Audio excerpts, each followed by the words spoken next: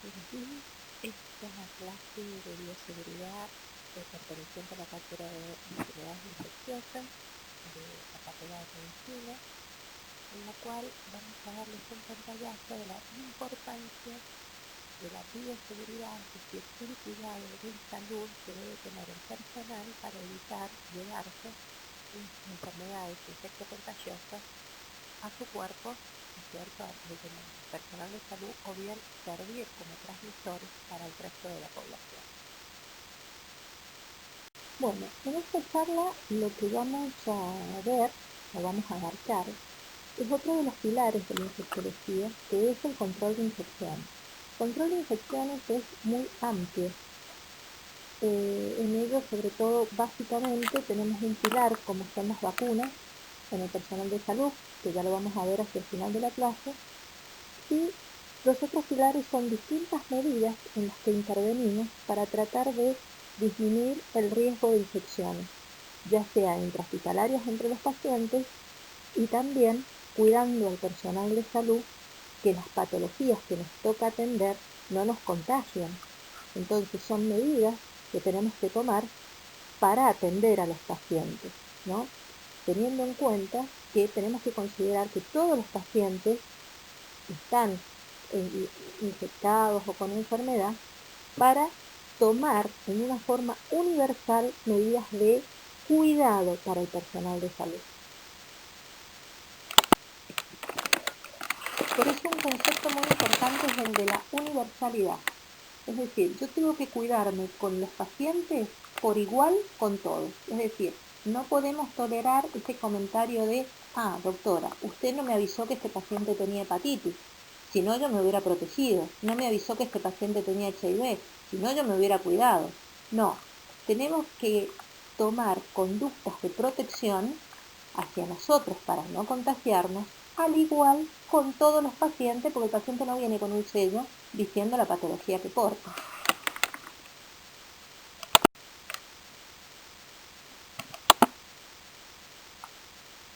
Uno de los elementos con los que nos tenemos que cuidar son los elementos de barrera, para evitar el contacto directo con la sangre o fluidos orgánicos potencialmente contaminantes que puedan transmitirnos enfermedad.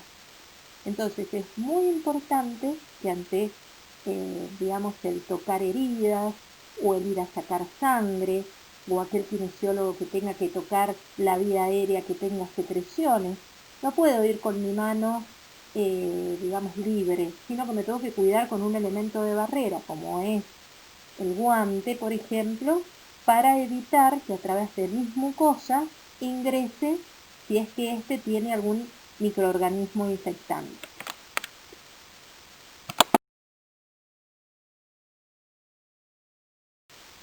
Bueno, acá lo que tenemos son diversos elementos de barrera. Entonces, no solamente los guantes son elementos de barrera, sino también las antiparras que nos protegen de las salpicaduras en mucosas.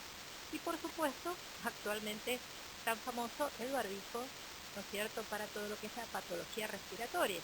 También tenemos que saber que existen dos tipos de barbijos, el quirúrgico y el N95, que es para, aquellas patologías, como por ejemplo sarampión, varicela, que son partículas muy pequeñitas según su vía de transmisión, que es un barbijo que tiene una capa más, que es más efectivo y casualmente se utilizan para cierto tipo de patologías que ya las vamos a ver. Bueno, otra cosa muy importante es la eliminación del material contaminado. Este es otro gran capítulo del control de infecciones, que son el manejo de residuos. Ustedes van a ver ya en su práctica hospitalaria que está el famoso tacho negro y el famoso tacho rojo, en el cual a lo negro va lo no contaminado, en grandes palabras, y a lo rojo aquellos elementos que pueden servir de transmisores de infecciones. Por ejemplo, todo lo que es cortopunzante, que es básicamente lo cual nos puede transmitir las enfermedades que las vamos a ver a continuación, como son todo el HIV, las hepatitis, que son básicamente las enfermedades que se pueden transmitir por vía cortopunzante, aquellos elementos contaminados con sangre o bien elementos contaminados con material biológico, como puede ser elementos de cultivo de laboratorio, o bien elementos de una anatomía patológica, de restos de biopsia, que van a esos tachos rojos. Entonces es muy importante también en su práctica que sepan, y eso se los va a dar la práctica casualmente, el manejo de residuos. Es decir, tampoco tenemos que tirar todo al tacho rojo porque eso es un mal manejo de elementos. Pero bueno, es muy importante la buena eliminación del material utilizado. Bueno, como hemos dicho, todos los elementos de barrera nos lo tenemos que poner para protegernos. Por ejemplo, los guantes, siempre que vayamos a tocar sangre, superficies con fluidos, etcétera, tenemos que cuidarnos. Por ejemplo, es muy habitual ver que cuando uno está extrayendo sangre, por ejemplo el bioquímico o el asistente, no se ponen guantes o cuando se toman hemocultivos, lo cual es un grave error porque siempre que tengamos riesgo de tener un accidente cortopunzante, de tener contacto con sangre, nos tenemos que proteger, por ejemplo con los guantes.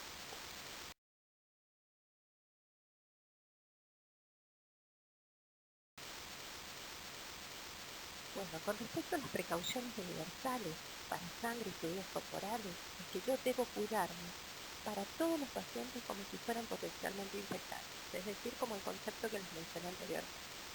No puede estar ese concepto de, doctora, usted no me dijo que este paciente tenía hepatitis o tenía HIV. Yo tengo que cuidarme con todos los pacientes como si lo tuvieran. Entonces, puede ser que el paciente no lo sepa o puede ser que el paciente no me lo quiera decir, ¿verdad? Entonces, para evitar cualquier riesgo, yo si voy a manejar sangre o fluidos potencialmente infectantes, como es un líquido cefalorraquídeo, debo tener las mismas precauciones que si ese paciente yo supiera que tiene HIV. Así va a ser cuando ustedes vayan por las habitaciones, por los distintos sectores de los internados, van a ver distintos cartelitos en los cuales van a ver los tipos de aislamiento. Entonces, uno son las universales, es decir, aquellas precauciones que debe tener con absolutamente todos los pacientes. Y otro tipo ya empezamos a hablar de tipos de aislamiento en particular, que ya es cuando sospecho de ciertas patologías. Pero básicamente lo que no me tiene que faltar son las básicas o universales, como es el lavado de manos, el uso de elementos de barrera que voy a tener contacto con sangre, el tema de las vacunaciones, que ya lo vamos a hablar aparte, el tema del manejo de residuos y descartador de elementos cortopunzantes. Eso es lo básico, universal.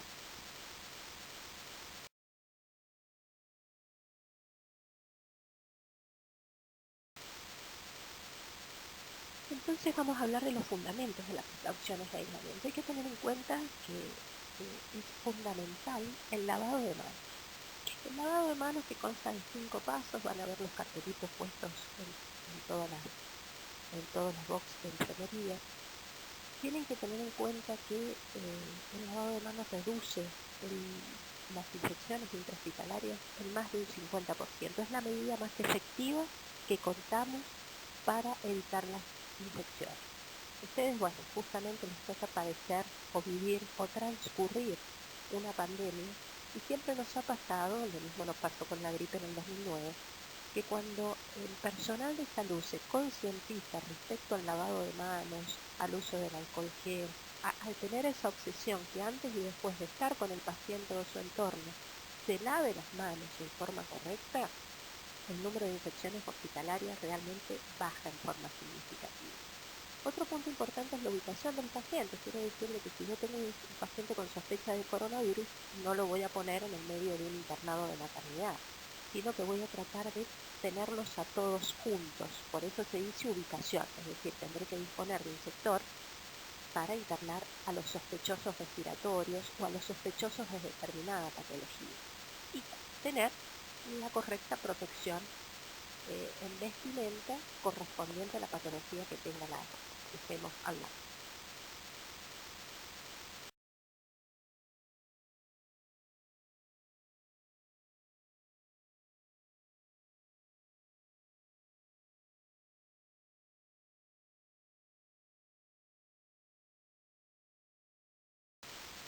Bueno, acá están los cartelitos de los que les hablaba y entonces van a ver el tema de precauciones estándares, es decir, que es para todos los pacientes así. Me pondré guantes, si voy a tener contacto con fluidos, me lavaré las manos antes y después de sacarme los guantes, por supuesto, porque es una práctica común creer de que porque tengo guantes no me hace falta lavarme las manos y con los guantes ando tocando todas las superficies alrededor del paciente y es una mala práctica que esté tocando los picaportes de puertas y entonces hay que tener en cuenta que los bichitos los voy dejando en esos lugares. Entonces el uso de guantes hay que saberlos usar y me lavo las manos antes y después del uso de los mismos. Bueno, con el camisolín, que hay una técnica de colocación, de sacármelo, de los barbijos, de los residuos, muy habitual del tema de los accidentes laborales, que ya lo vamos a charlar en otra charla, el tema de el accidente típico de que reencapucho la aguja y me pincho y entonces corro el riesgo de transmisión de enfermedades infectocontagiosas como es el HIV o la hepatitis. Acá en las precauciones de vía aérea hay que tener en cuenta los microorganismos, que son pocos, como es la varicela, sarampión o tuberculosis, pero también el coronavirus hay que tenerlo en cuenta en aquellos procedimientos que provoquen aerosoles, es decir, esas partículas muy pequeñitas que pueden quedar suspendidas en el aire ante ciertos procedimientos, por ejemplo, fibrobroncoscopías o intubación, o si voy a tomar una muestra de la vía aérea para hacer un hisopado para coronavirus, estoy hablando. Por eso que fíjense que este virus básicamente tiene precauciones de aislamiento de gotas grandes, pero ante ciertos procedimientos corresponde el tipo de precaución de vía aérea, es decir, de pequeñas gotas. Estos procedimientos son los que provocan aerosoles. Por ejemplo, vuelvo a repetir, la intubación o la toma de la muestra a través de un hisopado.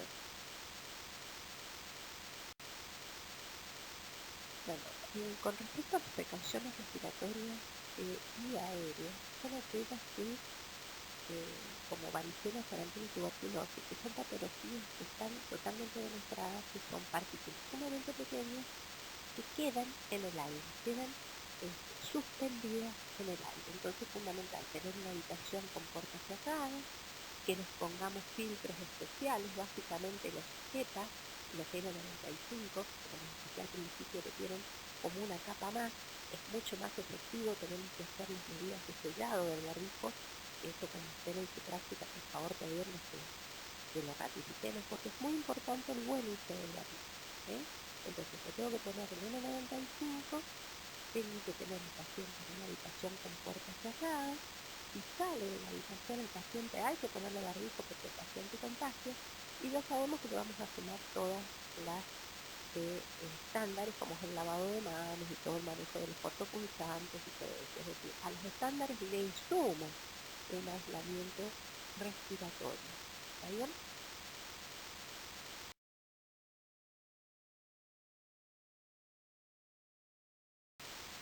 Otro grupo de patologías que tenemos que tener en cuenta son las precauciones de contacto respiratorio, que fíjense, ahí tienen muchos ejemplos, como es la gripe, la meningitis, el estreptococo multiresistente, que de meningitis o neumonía, el micoplasma, la rubiola, el parvovirus, la papera, etcétera, ¿no? La gran mayoría de enfermedades virales se transmiten a través de vía respiratoria. Entonces, ¿cuál es la característica? Que son partículas más grandes que no quedan suspendidas en el aire y entonces sí se transmiten cuando yo hablo, cuando toso, en partículas que no llegan más allá de los 2 metros, es el típico ejemplo del coronavirus actualmente, o de la gripe, ¿no es cierto? De todas formas, tenemos que tener estos pacientes en habitación privada o corte, que quiere decir corte, que voy a poner a todos los pacientes con el mismo diagnóstico, no con sospecha. Todos los pacientes que tengan el diagnóstico de gripe, por ejemplo, los voy a poner en una misma habitación. No a los sospechosos porque puede no ser gripe y estarlo mezclando con otra patología. Siempre me voy a poner un barbijo, que no hace falta que sea un N95, porque estas partículas no quedan suspendidas en el aire. Y necesito un barbijo quirúrgico, que me lo tengo que poner antes de tener contacto con el paciente, lavado de manos estricto, restricción de salida del paciente, porque volvemos a decir, este tipo de pacientes contagia, entonces si tienen que salir, hay que colocarles un barbijo.